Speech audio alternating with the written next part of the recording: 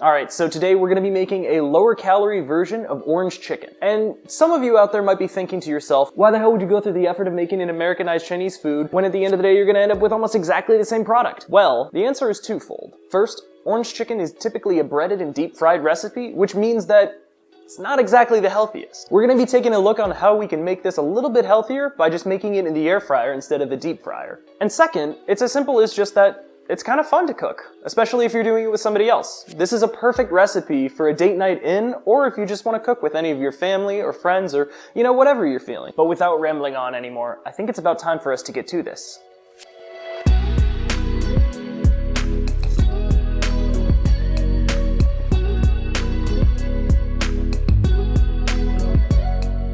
Starting things off over at your prep station, you'll begin by forgetting how geometry works by mistakenly wedging the orange in your ramekin. Quit your messing around and get to zesting, making your way around the whole of the orange without nicking the white pith as much as possible. Scrape up any runaway zest from your cutting board, set the ramekin to the side, and slice. That's odd. So yeah, quite literally the first step, and we've already had a goof up. Not the right kind of oranges that I was originally anticipating to buy. Definitely a different color flesh, so the final product might have a slightly reddish pink color to it, but we're gonna make it work. It's gonna work out one way or another. Either way, it's gonna be delicious, so just trust me on this one. So it turns out I bought Cara Cara Oranges, not the naval oranges that I had originally anticipated. The sauce is going to be slightly different, but I'm sure it'll turn out alright. Take your large mistake orange and squeeze the juice out into a small saucepan. If you're smarter than me, you'll lay down a strainer first to grab out any bits of flesh that fall in.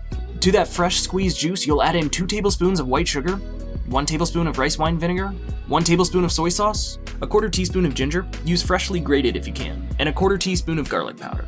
Next up is my favorite ingredient whenever it comes to making an Asian style sauce, garlic chili oil. Specifically, we're going to grab in a 1/4 teaspoon of the chili flakes.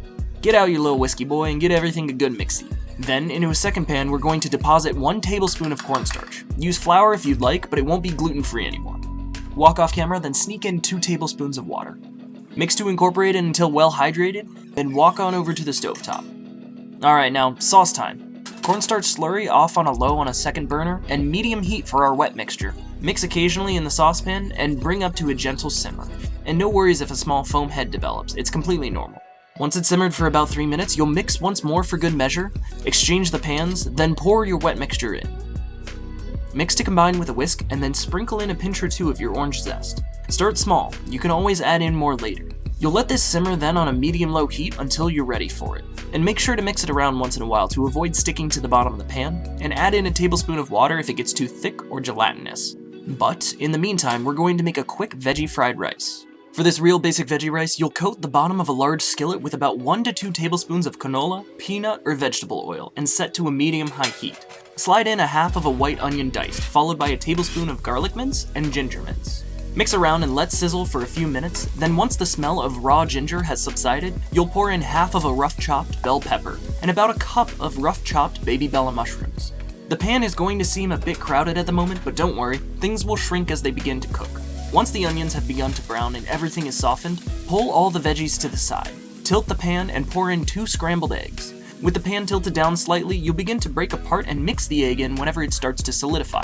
Doing it this way just helps you cut out 1 extra pan to clean at the end of the day. Break into little bits and then mix to incorporate. And now, the next thing to know is that leftover rice is the best when it comes to fried rice. This roughly 2-cup portion may look like a brick when it's added in, but that's perfectly fine. With leftover rice, you have the advantage of drier grains, which allows you to avoid the gummy rice you can sometimes get with freshly steamed rice. I should mention that if you have a wok, by all means use it here. You'll have a much better time while mixing, rather than me with my overly crowded pan. Once up to temperature, drizzle on about 1 to 2 tablespoons of sesame oil. It's really hard to overdo this one.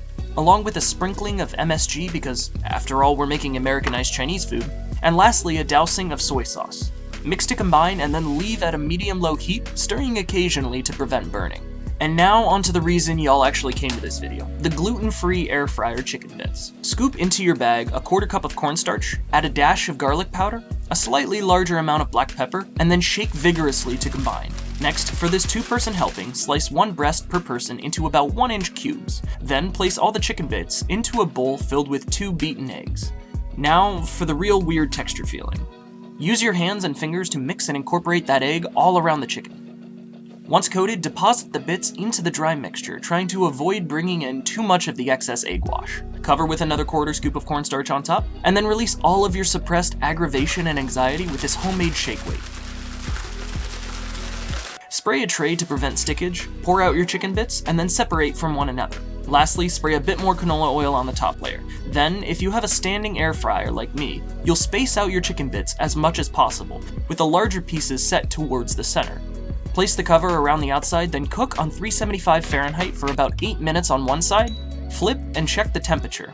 Then cook again at 375 Fahrenheit for anywhere between 4 and 8 minutes. At the end of the day, you're looking to hit 165 Fahrenheit internally for the chicken to be cooked through. Try not to go too much above there, because you'll end up with real tough and rubbery chicken if you do. A quick way to make your plate a little bit more Instagram worthy is to smush your rice into a small bowl with a rubber spatula. Top with a serving plate, invert, and voila! You've got yourself a cute little rice mountain. Top with a sliver of your Cara Cara orange because you've fully embraced your mistake orange. Then scatter your fried chicken bits around the rice mountain. And now you can spoon in your delicious homemade sauce. And lastly, a sprinkling of finely diced green onion as garnish. And wow, I cannot believe how great this all turned out. I mean, accidental oranges aside, there honestly is so much flavor in this sauce. And the chicken bits turned out incredibly crispy too. I'm not gluten-free myself, but I figured, hey, it never hurts to have a few gluten-free recipes in the bank for future guests. I definitely 100% recommend making this recipe for your next date night in. And with that, we're at the end of another Empty Pantry recipe. If you like this content and want to see more spicy creations from Ons and Ends, make sure to like, subscribe, and share with your friends. Your support means more than you know. Thanks for watching, and I'll see you all next time.